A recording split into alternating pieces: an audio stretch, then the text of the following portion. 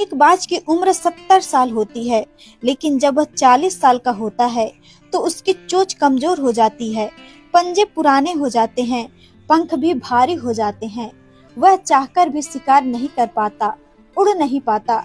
उस वक्त बाज के पास दो रास्ते होते हैं, या तो हार मानकर मौत का इंतजार करे या फिर हिम्मत दिखाकर खुद को बदल दे।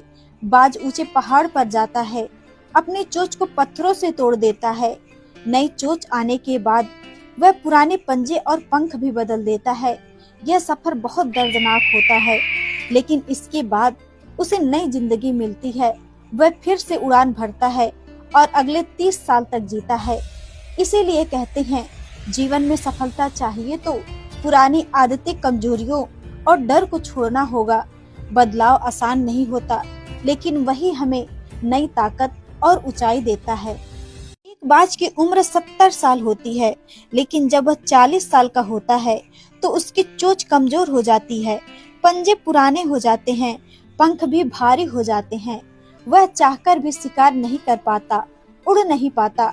उस वक्त बाज के पास दो रास्ते होते हैं, या तो हार मानकर मौत का इंतजार करे या फिर हिम्मत दिखाकर खुद को बदल दे।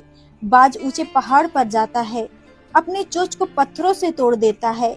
नई चोंच आने के बाद वह पुराने पंजे और पंख भी बदल देता है। यह सफर बहुत दर्दनाक होता है, लेकिन इसके बाद उसे नई जिंदगी मिलती है। वह फिर से उड़ान भरता है और अगले 30 साल तक जीता है। इसीलिए कहते हैं, जीवन में सफलता चाहिए तो पुरानी आदतें, कमजोरियों और डर को छोड़ना होगा। बदलाव आसान नहीं होता, लेकिन वही हमें नई ताकत और ऊंचाई देता है।